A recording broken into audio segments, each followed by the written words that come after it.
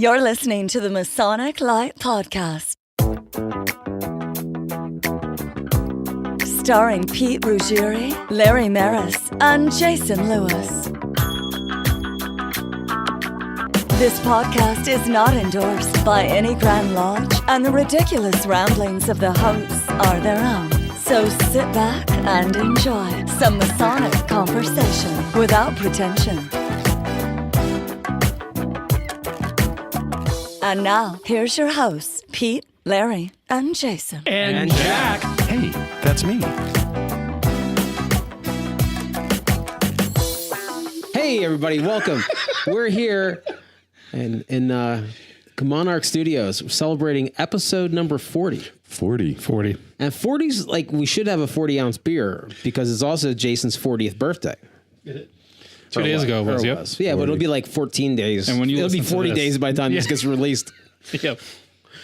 Oh, so a lot going on. We do not have a guest today, so we're going to go back to temporarily go back to our. Larry wants to call it open mic night to make it sound like it's planned, but really we're just going to kind of wing There's it. a hipster with a guitar upstairs who wants to. First, we need to apologize to our last guest. Hey, that was your fault. I wasn't here. No, I know.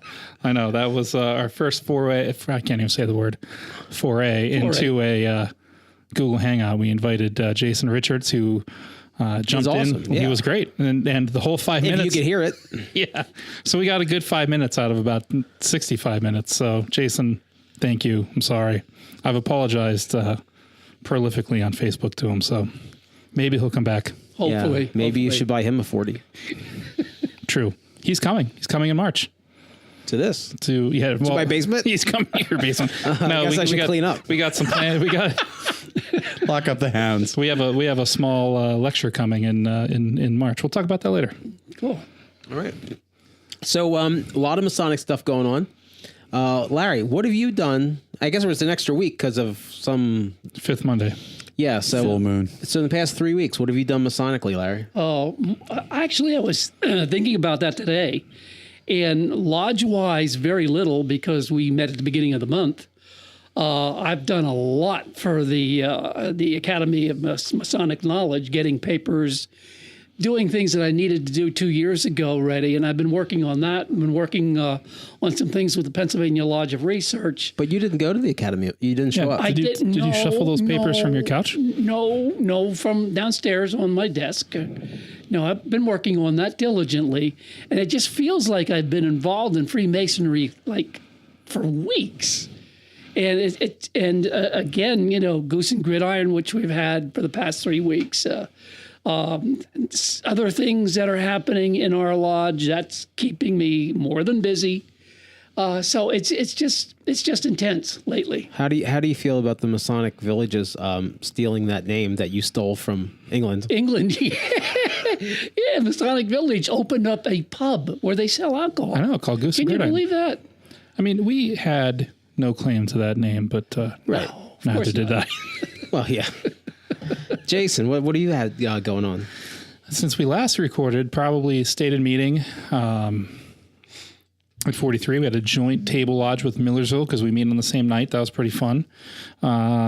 Most people know, but for those that don't, I will not be secretary next year. I'm stepping down from the secretary chair so I can jump in the middle of the line as senior deacon. But that means that I'm training my replacement. So I've been spending a lot of my weekends doing that. Masonically, outside of Blue Lodge, that's really about it. I mean, the normal Scottish Rite stuff for work, and that's really it. Was the our eighth degree in this past 3 weeks, or was that before that? I don't remember, and I got my hand slapped for posting a picture online about it. So you did? I do or do not can or cannot confirm or deny the existence of being in an eighth degree. There what? Eighth? Eight? I don't know about it. Anyway, Jason and I were in the eighth degree. I don't know what you're talking about. But there is no photographic record We of can't talk about it. Jack, what do you have going on? What do I have going on? I am coming to the end of the tunnel that I dug for myself in remodeling the basement. We're getting really close. We have a couple little touch-up things to do. We have to install the bar, but it's going to be the most awesome social hall in Pennsylvania Masonry that no one will ever come to. And there won't be out. And the ironic thing is, you can't have alcohol, but 11 feet above your head is a state store. Yeah, we have a whole warehouse full of alcohol, like within reach. You could cut a hole in the floor and just go up and get it. It has been tried. Somebody actually years ago, somebody broke into our lodge to try to find the secret passage into the liquor store, and they were really bummed out to find out there is no such thing.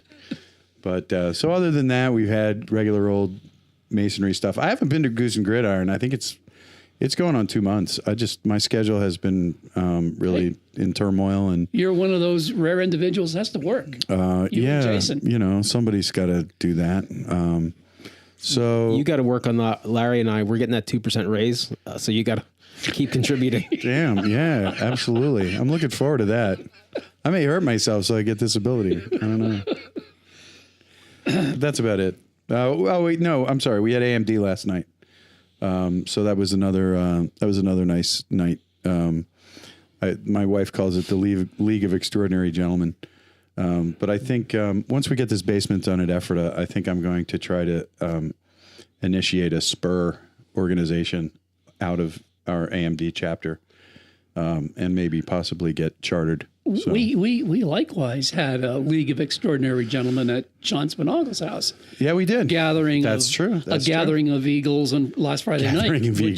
Which was really great. Cigars, beer, and great cookout. I was reminded why I don't smoke cigars after 7 p.m. because at 4 o'clock in the morning, I was still tasting it. Oh, my God. I love you, Sean. There was, I don't think any of us went, but there was Masonic Village Autumn Days. I was there. Oh, that's right. I was in the UBAR booth. Nice. And none of us went to PA Academy of Masonic. Yeah, you slackers. You had us. Because you were going to represent. The cigar and the beer night. Wow. That was a wipeout for me. Wow. Yeah, I've had a busy couple weeks. I mean, we had Pennsylvania Grotto Association up in Seven Springs Resort, Tall Cedars. I was there with Widows Night. Oh, we all grottoed. I forgot about that. We grotto in costumes. And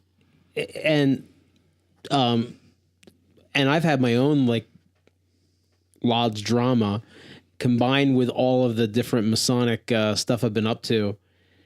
I think I hit like maximum, like ready to burst. Like I had finally had like the craps of Freemasonry because I had so much going on and so much stress. It was reminding me of when I actually used to work for a living, like level of stress. But Jack and I went to our AMD meeting last night. For you guys that don't have that, it's called Allied Masonic Degrees.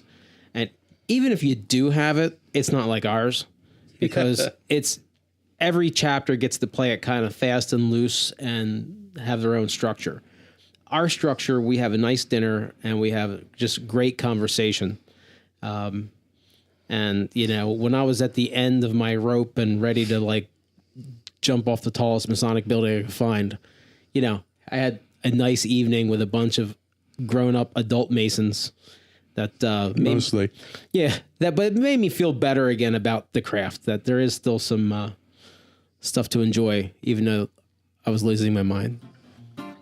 Hey, that's awesome.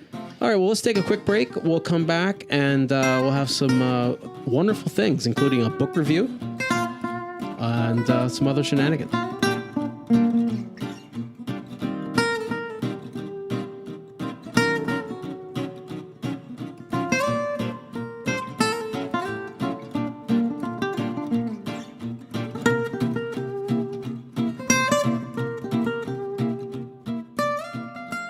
Hey, and we're back. So our first... We're carefully back. We're carefully back. We're careful. Yes. Shh, careful.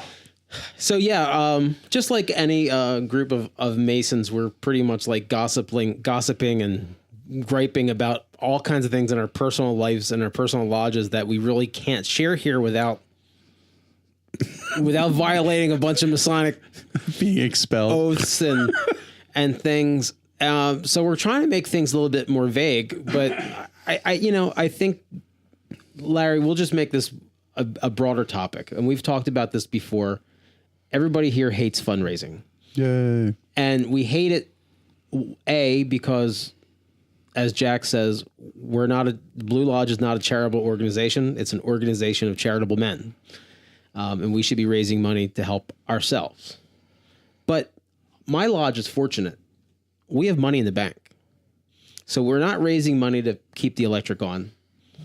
We're just raising money because people think we should try to raise money. Well, I think there's people in the line in whatever lodge that feel like if there's an event, it should be a fundraiser, and if we need a fellowship event, let's make it a fundraiser. So it keeps swirling around that fundraiser title. Like we had at our lodge, we had a very nice golf outing for years and years. And it was just, let's get together and play golf. And everybody got together. Well, everybody got together. There were a couple of dozen guys got together and played golf once a year. And that was the golf outing. And then I come along and say, oh, we should make this an event and have a fundraiser and have door prizes and blah, blah, blah, blah, blah. And it got so top heavy that we don't have a golf outing anymore. Because it turned into a fundraiser, and it didn't need to be a fundraiser, but it seemed like the right thing to do at the time. So, some of those fellowship opportunities should just be for fellowship. That's why Goose and Gridiron works, and that's why your fellowship night at the pizza joint works. It's Only that turned out to be a fundraiser. Because the owner of the pizza shop gives a percentage of the profits he makes to whatever we want. Yeah, but that's his choice. That's right? his charity. It's his choice. Exactly. Right. Exactly. You're not going out and saying, "Hey, little old lady down the street, buy some wrapping But we're not paper." doing the return on investment thing where I'm spending $20 at night because he's going to kick 10 back in. Yeah, exactly. And one of the things you said earlier, Jack, was we're not going to have a fundraiser to keep the lights on. I think if a lodge is in a position like that financially, that it has to do a fundraiser to keep the lights on, I say close them down permanently. I mean, I don't see why you're even staying open. You obviously are not a good shepherd of your finances. Well, my thing is just let's get beyond Freemasonry and just it's an organization. And if you're going to have an event that's a fundraiser event, the worst case scenario should be we didn't make that much money. The worst case scenario shouldn't be we lost money. Like, there's just needs to be a little bit of better math skills involved to, yeah. Yeah. I mean, there's only so many nights a month, and you're not going to get people to come out to bingo. Jack, you said it very well at our grotto meeting. What? I did? You made a very prophetic statement. Was I sober? No. Okay, good. But I would say 80% of the men in our grotto are extremely active in Freemasonry. I think I saw there's like 30 or 40 past masters in our grotto. Oh yeah. Like it's crazy. A couple of 33rds and yeah. Yeah. A couple of KYCHs. People are very active, and this isn't like this for every grotto, but for our grotto, it really is. People can get excited to show up once a month to have dinner and some drinks and some laughs. Yeah. That's what they want. Right. The minute we try to add an extra event, it Okay, I remember parts of this conversation now. Yeah. You know, well, I guess our master, said something really poignant at a meeting, where he said, fellowship first, and he was talking in regards to a extra meeting that was a little rough around the edges, but his point was, we were laughing and having a good time, and the fellowship level was high at an extra meeting, and he was making the point that even though we may have had a rougher night ritualistically, we had a great night of fellowship. And I think that if we keep that in mind when we do fundraising, for example, 43 last year started the what is it? The big cancer fundraiser. The Make-A-Wish. No. The walk, the Walk of Shame? No, not walkathon. Why am I drawing? This is terrible.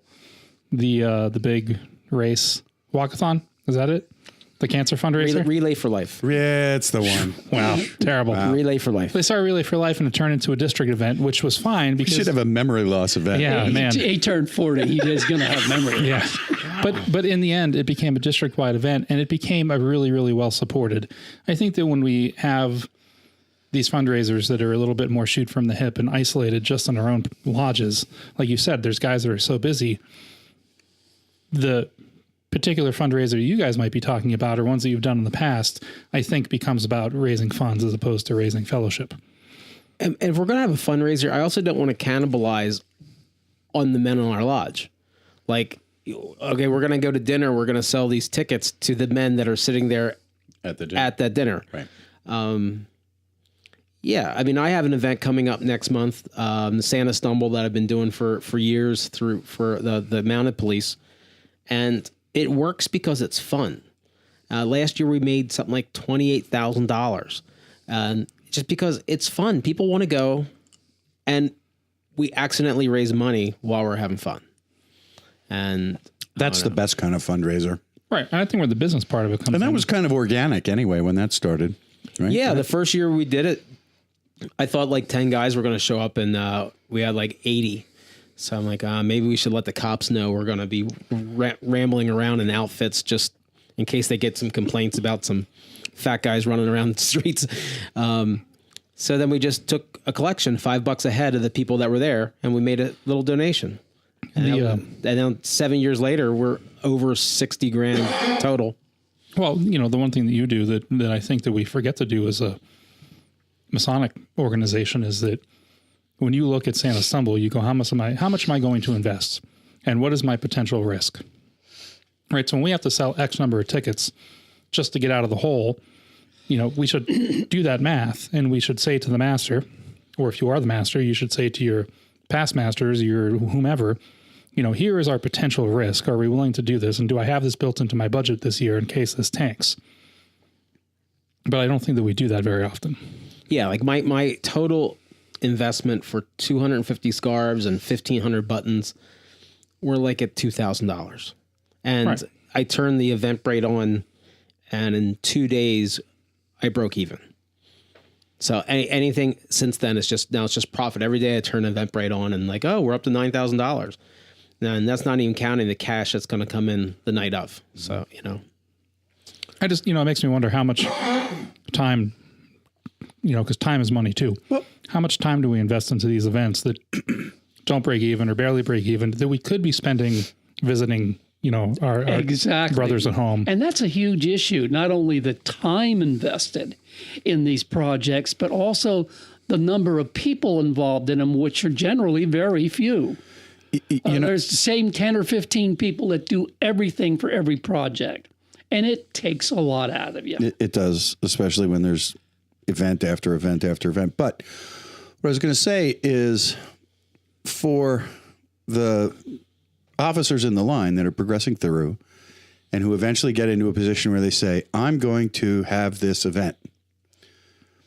Has anybody ever really trained them on how to think through an event? No. no. Has there ever been any of that? Right. So we've got this a meeting of the incoming officers that they all have to sit through a leadership thing. How about we break off and do a group that says, here's how to plan an event. Thank you for allowing us to segue, not right now, into our next topic, which is lodge management or a lack thereof. But anyway, continue. Well, I can remember a job that I had, the only job I've ever been fired from. And Masonic Light Podcast? No, that's next month. I'm waiting. The sword is hanging. No, it was like I was put into a position that was impossible, and I wasn't trained for it. They said, "This is your job. Do it." And for a variety of reasons, I wasn't really particularly good at it. And at the end of the day, no one ever trained me for the position. And I was so over my head that I didn't have the wherewithal to go find the training that I needed. But you know, in the job that I have now, I've taken the training that I need to do my job better, and I do my job better. And that's something I don't think we do enough of. I think we think we do. I think Grand Lodge thinks they put a packet out, you know, off the Ditto machine. I think we think it comes into our head mysteriously and mythically that we're right. Well, I think Jason's Lodge and Jack's Lodge are both fortunate enough. I know, Jack, you've never had a repeat at Master. Right. Correct. Okay. And so far, knock wood. And Jason, you have like almost like a waiting list of guys to get in the line. We have a waiting list, and we have a couple trustees that are really, really active in helping the Masters with budget and money. And right. that. So there's an actual group that you guys both could put something in place. I just remember when I was asked to, Pete, could you fill in as a Persefant tonight? And then magically 2 nights later, I was junior deacon, and 4 years later, I was master. And, you know, I was just, as my old buddy Terry used to say, I was just slapping water. You know, I was basically barely treading water as worshipful master, kind of just following the blueprint of the year before me and just trying to be a good steward and not crash the ship. I didn't have any huge goals. I didn't accomplish much. But there's a lot of lodges that run on that. These are the lodges that have had the same secretary for the last 20 years. And the secretary runs the lodge, and he knows what he needs to do to get through the year, and he does it, and it does it well. But that's where they get out of sorts when you try to break into some new thing. Mm-hmm. But yeah, that's the continuity thing. And I get into this with, I was discussing this at the Pennsylvania Grotto Association. And, you know, here's a whole another big, long topic. So, you know, Jason will probably have write this down, Larry. Jason will probably have to manufacture a break in here somewhere at some point. But, you know, we had a very poorly attended Pennsylvania Grotto Association meeting, and it was at Seven Springs, which is a beautiful ski resort. And in the fall, there's like Autumn Fest kind of deal going on. It's awesome. There was a Mary Kay convention. So, you know, gentlemen, if you're into that, there was a lot of Mary Kay ladies around. Ooh. Yeah. Whew. So, a lot of pink. But easy, Larry. So the same weekend that we had our event, the New York Grotto guys had the Empire State Grotto Association, which was attended by the Grand Monarch. So, you know, that got some, you know, more people went to that. And in Elizabethtown here in Pennsylvania was our big autumn days, which most lodges in this and most dependent bodies in Pennsylvania try to have some sort of presence at autumn days. Heck yeah. So, you know, we're competing, and I think there was also a commandery event in Pennsylvania the same weekend. So, you know, we're being stretched, and there's scheduling problems where... Oh, and it's bigger than that. The whole reason that Autumn Days was... I believe the reason that Autumn Days was pushed back was to accommodate... Because normally it would have been earlier in the year, but I believe it conflicted with some Grand Lodge events as well. So, I mean, it's everywhere. So, you know, as much as I would like to solve all the problems of the world and the state, if we could just focus on the district, and, you know, if like, we don't need to have 10 10 crappy, poorly attended golfing events when, you know, if the lodge in Lebanon wants to have a golfing event and Lamberton, my lodge, can put together 2 foursomes and you can put together 2 foursomes, we would have a really nice event. And if there's a dinner or something, you know, we should just all be going together as a district to plan these events. Well, the larger district ones seem to be more popular, like race against relay for life. And Lodge in the Woods. Lodge in the always Woods. Successful. Right. You know, that was a 40. I mean, Jack and effort does all the work, but it's successful as far as the people that show up. We had some good help this time. Yeah. I mean, I'm not even. Yeah, it was great. It was wonderful. So Larry, question for you, because I know that you passionately dislike fundraising. Absolutely. But let me ask you, if it was an event such stress on breaking even, and if the risk wasn't so high and the fellowship outweighed the fundraising, would you have a problem where your money went after that event? No, and I wouldn't. And that's an ideal situation, which generally does not exist. No. Okay.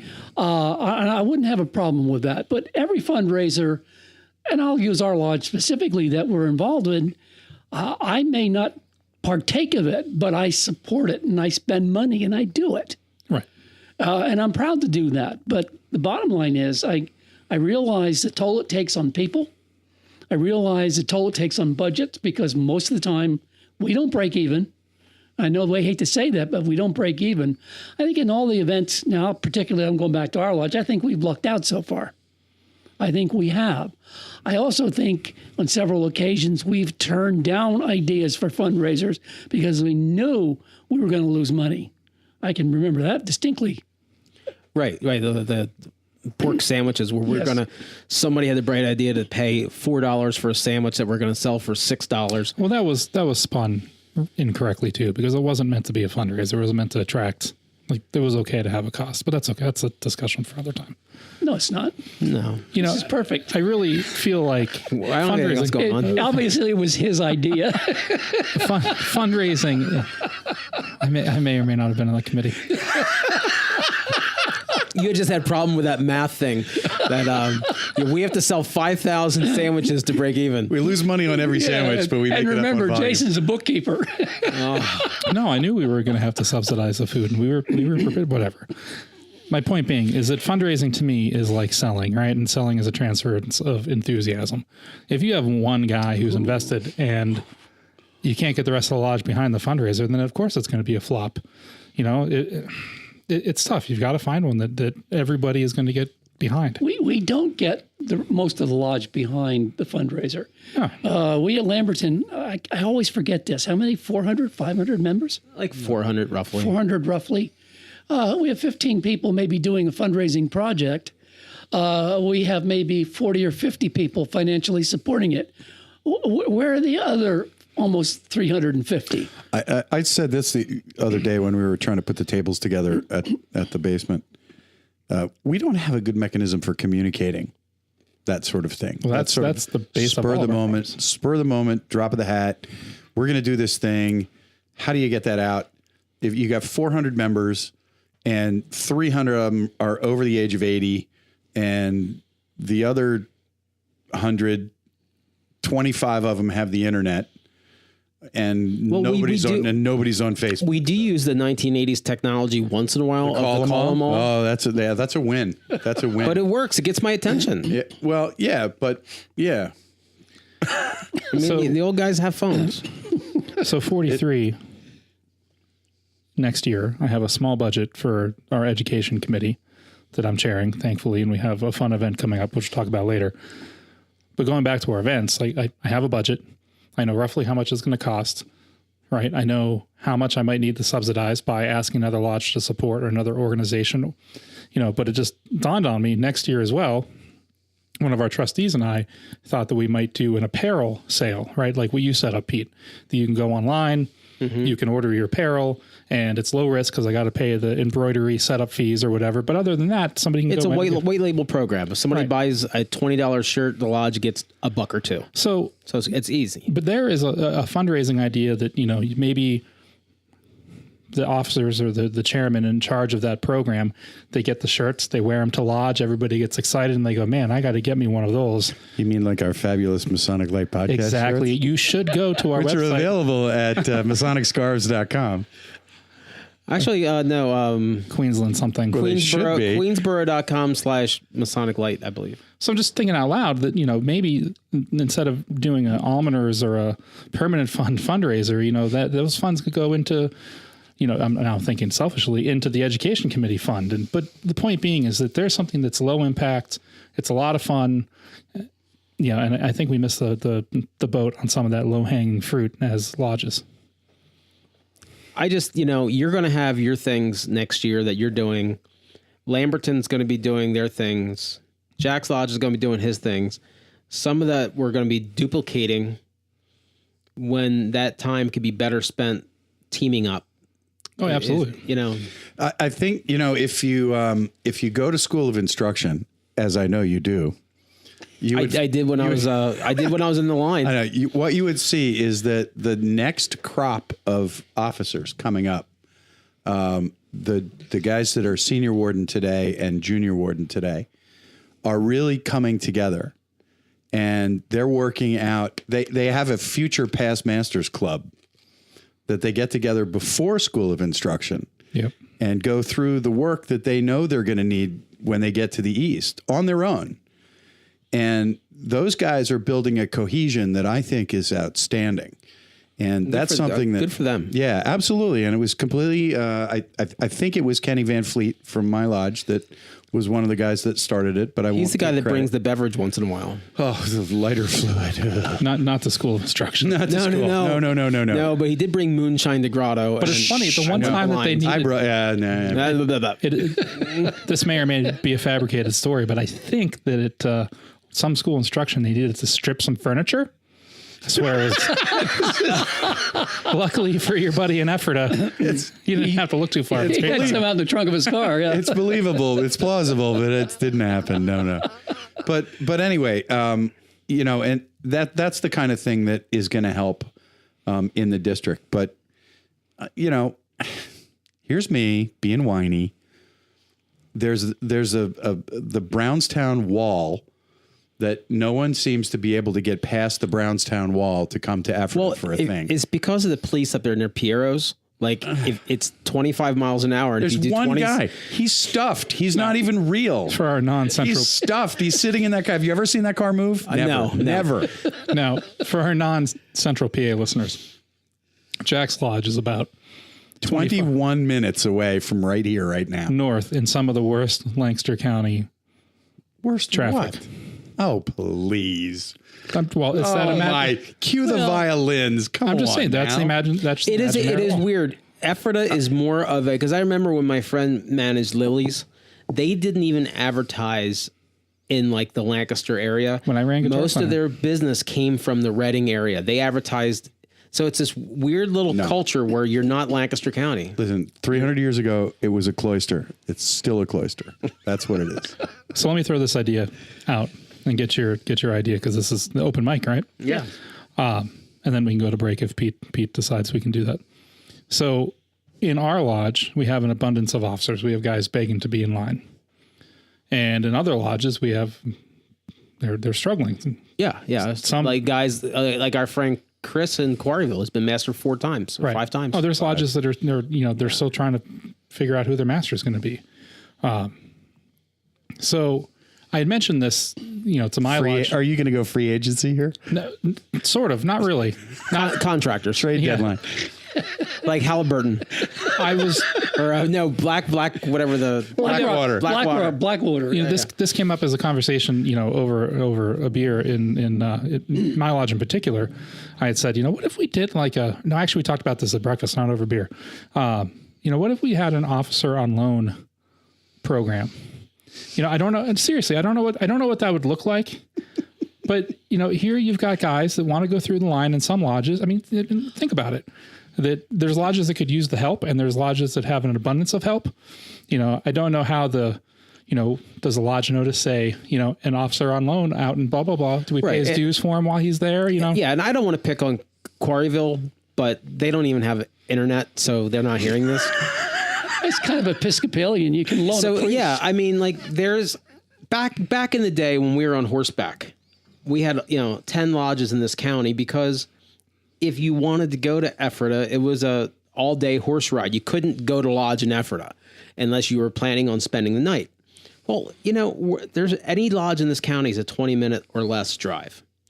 So, yeah, I do think if somebody wanted to donate their time to the craft.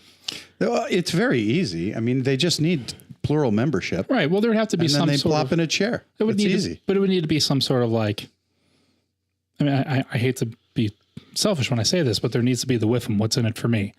Right. Like I joined Lodge 43 because it's right around the corner. If I'm going to drive up to Lebanon once a month to go help them out, what's the It just what's in depends. it for me. Everybody The finds warm feeling in your heart. everybody finds something different in Freemasonry, whether it's sitting the chairs or doing social orders or doing the more hoity-toity orders. If you really want to learn the work and be an officer and someday, have that Euclid, that 47 problem Euclid in your hand, if you're a Pennsylvania person and say you're a past master, Right. you can get motivated and go down there and you could be a master in 3 or 4 years and learn the work. Well, I brought it up because Jack mentioned that, cohesion. I mean, there's a perfect example that, yes, I believe that they are thinking, collectively, but, there's an option that can be Worship Master A and Worship Master B. B needs some help. Worship Master A is like, man, I got a guy that I cannot get in line right now. Would you take him if I pay his dues for a couple of years? I mean, of course, the answer is yes. But that I'd be curious if they're having those conversations. They're not. Right. I mean, they're not. But I did when Quarryville was in jeopardy, and I held up my hand and said, "Look, if you really want to turn this around and keep going, I'll sit in the East because I'd love to sit in the East again, but in my lodge I can't because we've never had anybody repeat. So I said, I'll do it, but I'm only going to do it if you guys are going to work to rebuild your lodge. Right. I'm not going to be a placeholder until your 150th anniversary and then you close. That's silly. And it turns out they said, okay, don't bother. And I said, okay, it's another night I have to myself. But I've tried, it just wasn't what they wanted. Right. So the mechanism is there. It's plural membership and getting a chair. And it's easy. Yeah. The issue I have is, and this is like a personal struggle where years ago I dated a nice lady who had an alcohol abuse problem. And, I got into like a whole codependent lifestyle where I was always going out of my way trying to help her.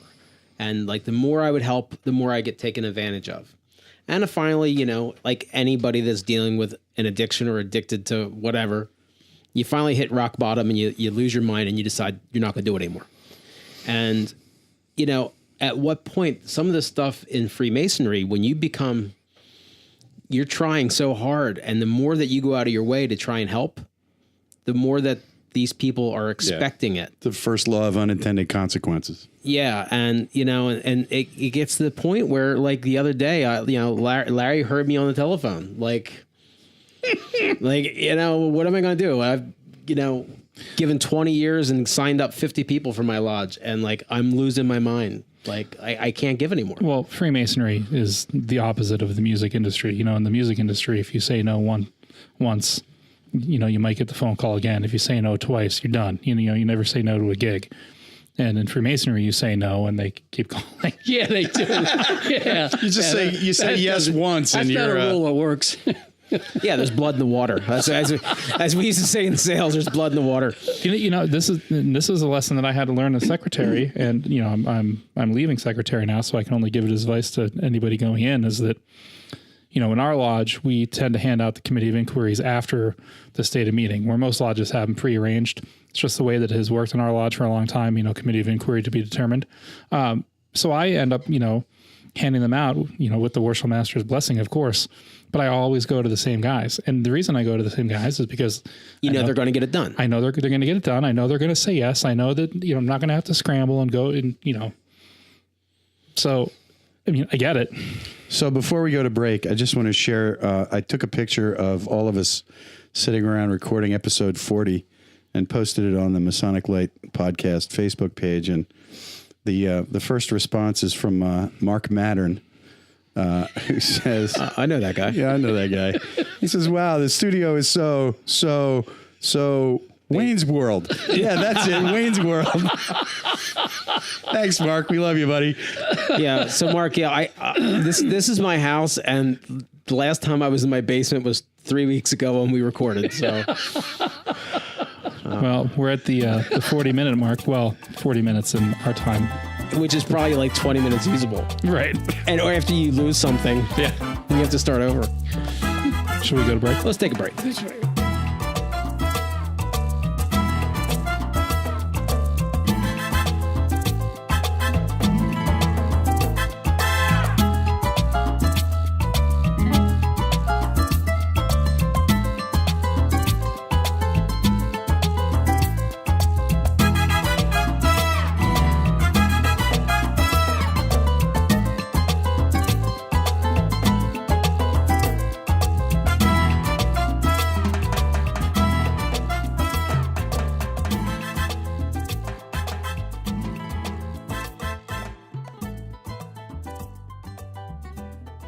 And we are back eating Intermezzo by Stephanie chocolate, which is available where, Jack?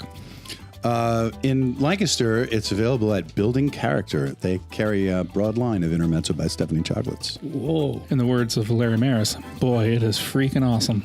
Phenomenal. It really is good. It really is. I'm not a chocolate person, and it's good. Stop in I'm and not have big an in Intermezzo. chocolate. I'm not big in chocolate and mint, but this stuff is this is the best stuff I've ever had. Nom, nom, nom. Best chocolate I had all day.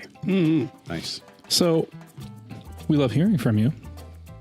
So if you could send us an email at masoniclightpodcast@gmail.com or call us and leave a message at 315-596-2766. What does that spell? That is 315-59 Mason. So, Or go on our Facebook page and just comment on one of my ridiculous pictures I share. yeah, or leave us a message on Facebook. Or what would be really great, I've mentioned this a few times, is that if you are a Masonic musician and you have some music that you would be willing to share with or that's royalty free that we could use as some intro or outro or filler music, we'd be happy to give you a little plug.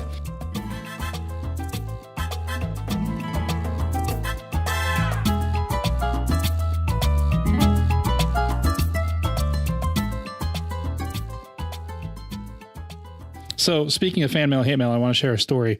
So I work in Harrisburg at the Scottish Rite, and one of the masters of one of the lodges that meets there comes down and he says to me, and he goes, "Oh, I got to tell you something.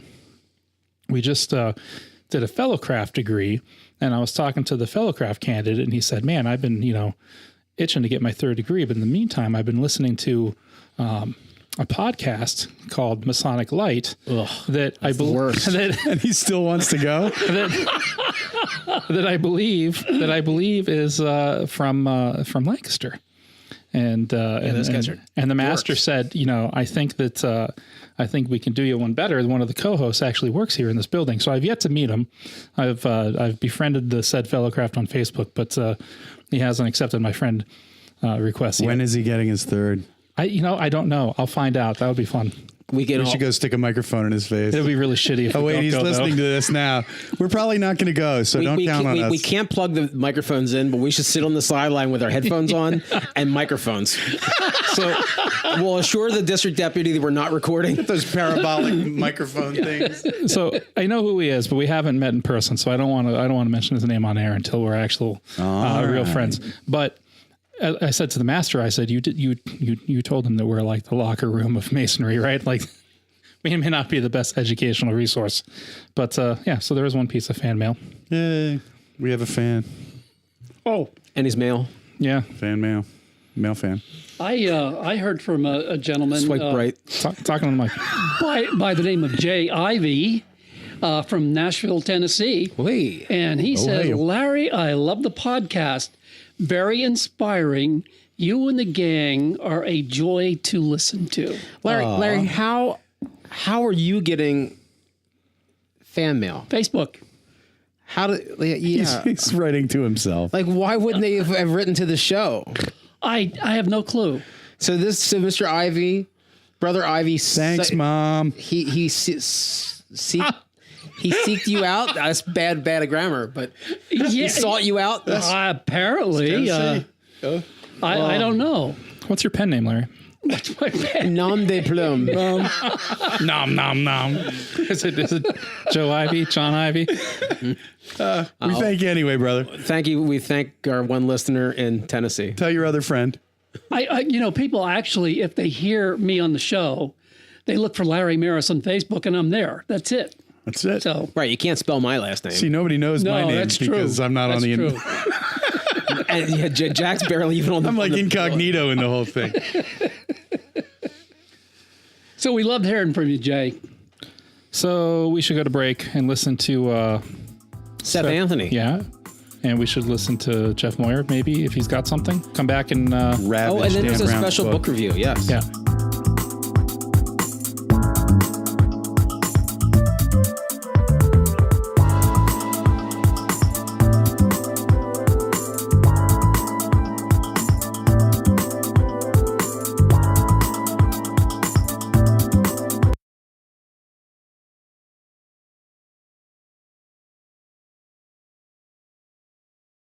All right, we're back with a special, Very special. very, very special Moyer's Magical Mentoring Minute.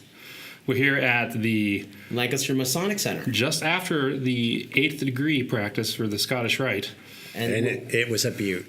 Yes, yes. Where Jeff is the director. He's your title director? Degree master. Degree master. Degree yeah. master. But yesterday, Jeff was a blood donor, Oh, that's very kind of you.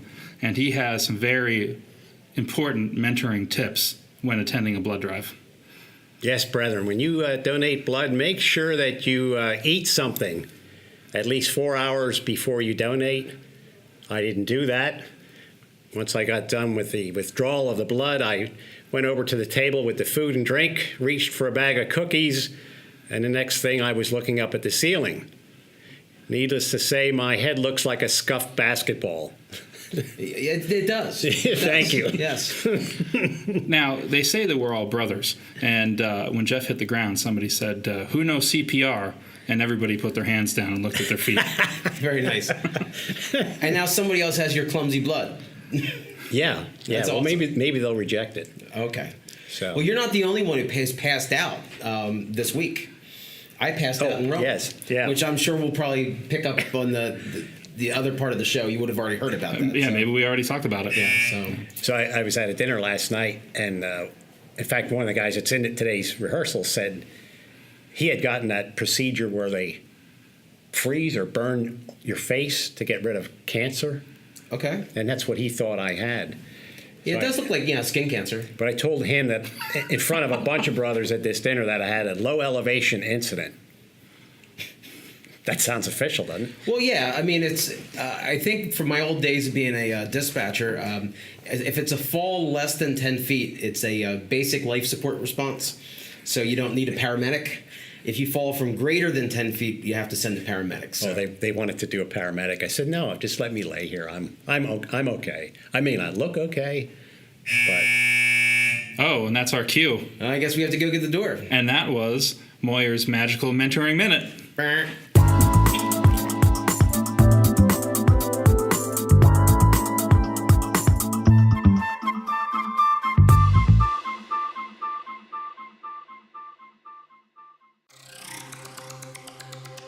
You're about to enter Corpora Obscurum. the realm of weird fraternal organizations. Leave your Freemasonry behind. Prepare to meet druids, caliphs, and wild creatures. Knock thrice. And enter at your own risk.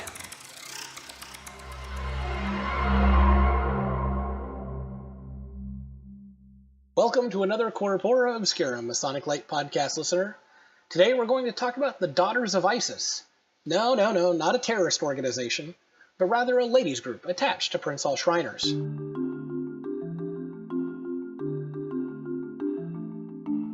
The Daughters of Isis is the female auxiliary of the ancient Egyptian Arabic Order of the Nobles of the Mystic Shrine, Prince Hall affiliated.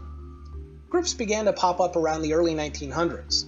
The Imperial Court, the national governing body, was founded in Detroit, Michigan on March 24, 1910 by representatives from Maryland, Rhode Island, and Washington, D.C. The group aims to support the Prince Hall affiliated shrine, providing positive role models for young people and practicing charity and benevolence to inculcate honor and integrity, as symbolized in the legend of the Egyptian queen, the goddess Isis. Specific programs include education and scholarships, volunteer activities, financial donations, and more. From a small beginning of 12 courts, the organization now claims more than 200 local bodies operating in the United States, Canada, Germany, Italy, and Japan. Want to learn more about America's fraternal history? Visit the J.H. Rathbone Museum in person in Lafayette, Indiana, and online at www.jhrathbonemuseum.org.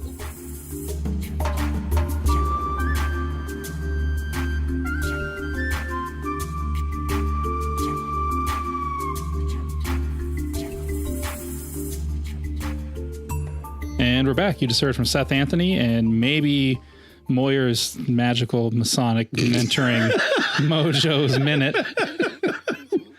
Very, very inspiring words. Nice.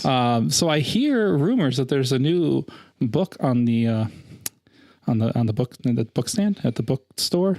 that you guys read already? It's in the men's room at the bookstore. It's where this book belongs. Larry and I both got so excited that Dan Brown was going to bring out a new book. Wait. Cue the music.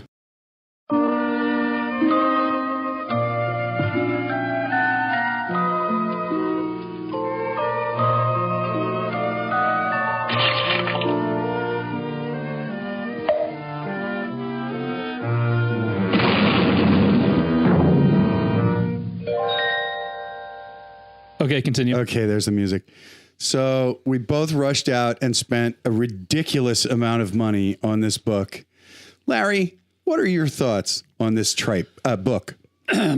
Since you've already given yours, I'm just getting warmed up. I began to read. I started reading it, and I actually thought, "Wow, he is really doing well." It reminded me of the Da Vinci Code, his first book, and it was really a great buildup. I enjoyed it thoroughly till I got to the halfway point. And something started to happen. All of a sudden, I started saying to myself, at the midpoint, there is really only going to be one solution to this. And I mean, hell, I could have written this. The solution being is no one's going to say God's dead. No one's going to take the church down to the dust. It isn't going to happen. Artificial intelligence. Are you just trying to say you've solved the mystery early on? Well, no. It was so obvious. It was disappointing. It was not only that, but if you went to the garage sale and found a tattered old copy of the Da Vinci Code and a whiteout container, and you went through and you whited out everything that said Knights Templar and wrote in its place artificial intelligence, right? Yeah. You've written that book. It's done. Yeah. It's done. This was so mailed in, it was unimaginable. So, brethren, if you're out there thinking about buying this book because it might say the word Freemasons in it twice, don't do it. Wait till it comes to your local library, check it out, burn it, and throw the ashes down the sewer because it's rubbish. And what you should do instead is go to Amazon.com and buy a copy of The Red Serpent by Larry Maris. Whoa. Hey. Well, I'll tell you one thing on Origin, which is the title of Dan Brown's book. There's nothing that he stole from me in this one. Even though you could have written it. I could have written it. Right. Exactly. All right. Hey, thanks for listening to whatever we call this thing. Book Nook. Book Nook or Book. Who knows? I don't know. Spooky Nook. Jason. Spooky Book. It's Halloween. Spooky Book Nook. Spooky Book Nook. Wasn't that Russian spacecraft? I think. That's different. So before we wrap up, anything in the news, Jack? Yeah, but I need a minute to open up my phone so I can read it. Take it. We'll just let it roll. Yeah, just let it roll. We'll figure it out. Yeah. Good news, everyone! Masonic Light News. News not fit to print. In Masonic news today, it has been announced that Pope Francis has vetoed the appointment of the ambassador from Lebanon to the Holy See on the basis of his membership in the Masonic fraternity. The pontiff said, seriously, he couldn't be a Rotarian or a Knight of Columbus? Local Illuminati chapters report that plans for world domination are now completely off track. Meanwhile, the Grand Lodge of Lebanon was unaware that they had diplomatic relations with the Vatican. And that's the Masonic news. So mote it was. What? Too many words? So we're going to have to postpone Larry's topic of lodge management. We'll do that. Although it is an excellent idea. It is. Well, I think maybe we can start doing something here. We could talk about something on this show and give the listeners a week or so to digest it. Maybe they can give us some suggestions to talk about. Their Venn diagrams. Yeah. And that's a good idea. That's a good idea. We'll plan on having an upcoming show on lodge management or lack thereof. And What are you saying, Larry? why aren't men being trained to basically manage a lodge? Do they have any management skills? Because most lodges are just thankful that somebody said yes and someone is offering to be in the line, and then they're like, it's like Jenga. Like they don't want to touch it because they don't want to break it. Well, see, here you go. We got a show planned. Look at that. Let us hear from you Preview. and give us your input. And we don't care where you're from, whether you're from Uppsala, Sweden, or from Amsterdam and Holland, or from New York or Send California. packages. Get a hold of us. Let us know what you think. So before we wrap up, I got a couple other things. We talked about fan mail, hate mail, and we should have added this in. We got some sound effects. Ooh. It's Halloween. So Larry's fake fuzzy math said that we had thousands of Facebook listeners a while ago, Which was inspiring. and then we have just shy of 600. So I think that we should run a Facebook contest, right? Why? Because why not? I mean, let's see if we can get what's the next milestone? 1,000 likes on our Facebook page. And I'll tell you what, if you're our 1,000th like, I will personally buy you a Masonic scarf and we'll send it to you. Yeah? At retail. At double.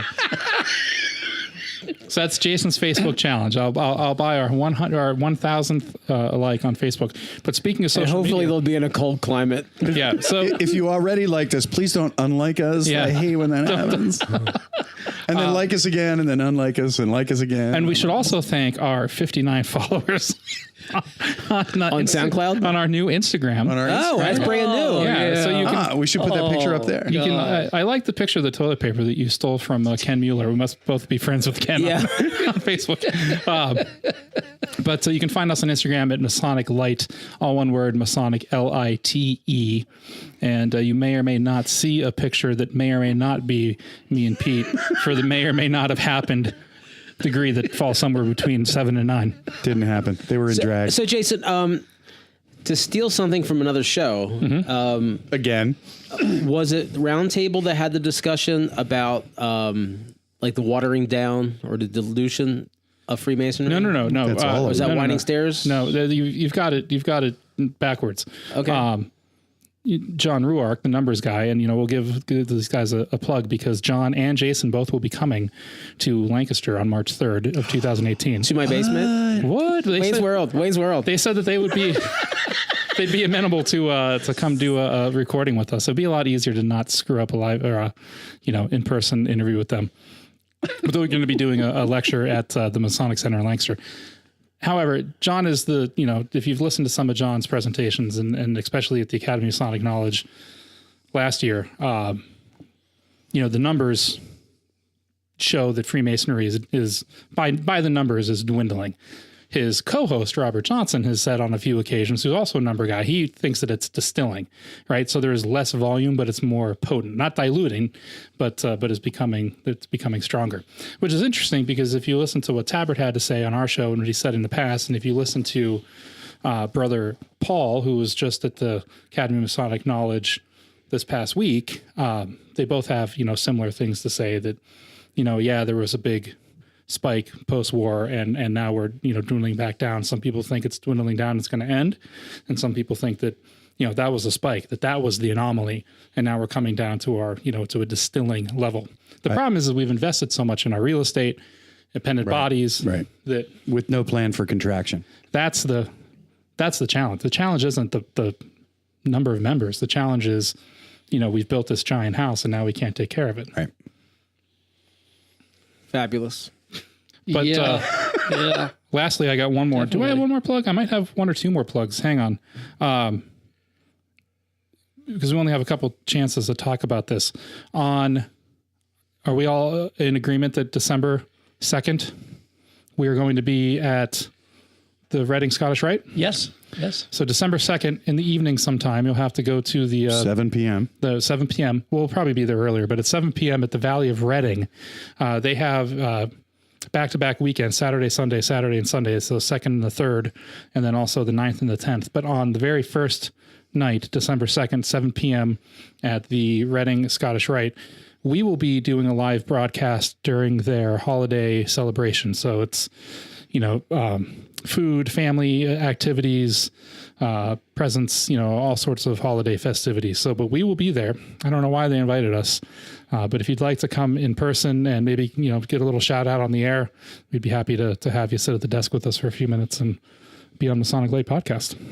Or we'll be doing some bourbon sampling in the parking lot. Ooh, I don't know about that. No, and just kidding. Lastly, we'll travel. I've had a lot of questions up in Harrisburg about possibly speaking. So, if you're within driving distance or it's a reasonable trip for us, we'd be happy to come.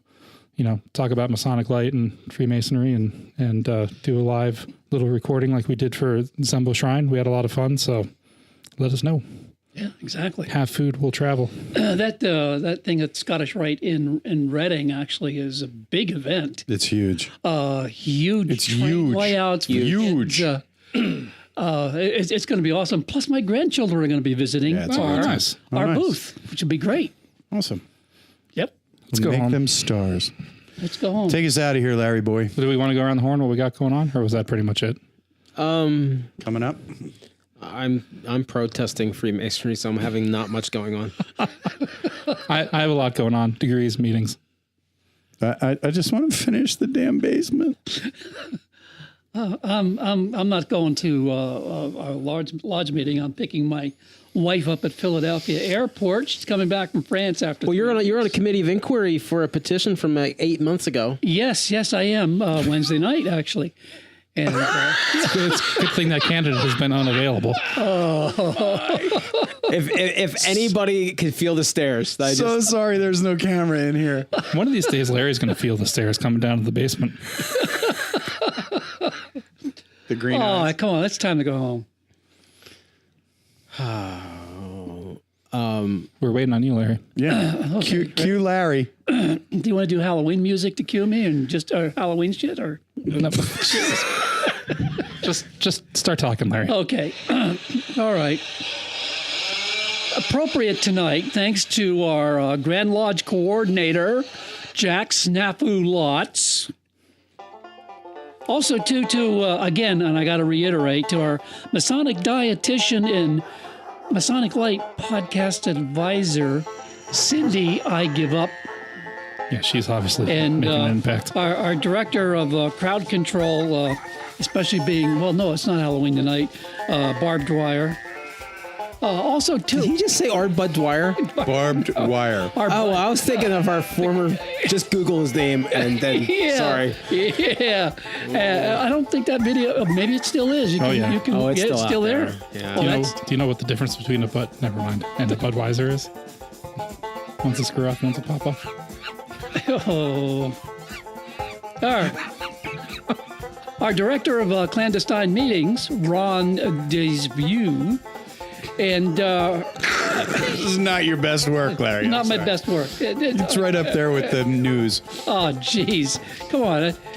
Public opinion pollster Paul Murky of Murky Research.